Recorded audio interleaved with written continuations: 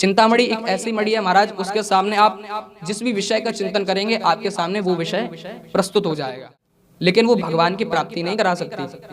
दूसरी चीज कल्प वृक्ष, कहा सुरद्रु स्वर्ग संपदम, कल्प वृक्ष आपको स्वर्ग की संपदा प्राप्त करा सकता है, स्वर्ग की जो भी वस्तु है वो आपको प्राप्त करा सकता है, लेकिन वो भी भगवान की प्राप्ति कराने में असमर्थ है।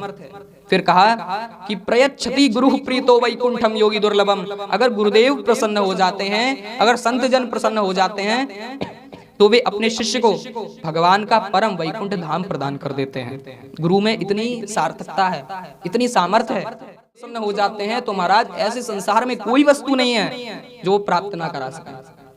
इस प्रकार सूत जी महाराज के शौनक आदि ऋषियों ने प्रशंसा की। अब सूत जी महाराज कहते हैं कि सुनो, सावधान तया श्रवण, पहले ही बोल दिया कि सावधान तया श्रवण, अब मैं जो कुछ भी बोलूंगा उसे सावधान होकर सुनना।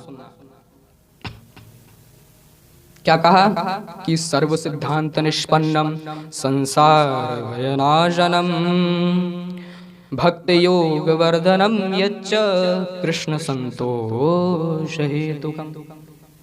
अब मैं तुम्हें जो साधन बतलाने जा रहा हूं वो सारे सिद्धांतों का निष्कर्ष है, कंक्लूजन है, और संसार भयनाशनम, संसार के सारे भय कष्ट को मिटाने वाला है, भक्ति के ओघ को, भक्ति के प्रवाह को बढ़ाने वाला है, और कृष्ण संतोष हेतुकम, भगवान श्री कृष्ण को प्रसन्न करने का प्रधान कारण है, प्रधान साधन है।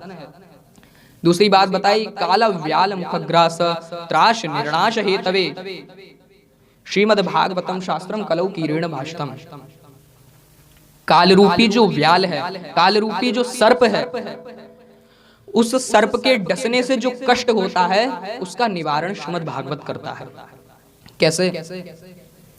आप समझिए, एक व्याल है, एक सर्प है, वो सर्प अगर आपके पास वाले व्यक्ति को डसेगा तो आपके अंदर यह चिंता उत्पन्न होगी, यह भय उत्पन्न होगा कि यह मुझे भी डसने वाला है। ऐसे ही जो काल रूपी व्याल है, जो काल रूपी सर्प है, वो जब जीव को डस लेता है, जीव को अपने अंदर निगल लेता है, यानी जब किसी जीव की मृत्यु हो जाती है तो आप यह विचार अवश्य करते होंगे, बताओ आज ये जीव चला गया, कल को मुझे भी जाना होगा। इस भय को मिटाने वाला ही श्रीमद् भागवत शास्त्र है।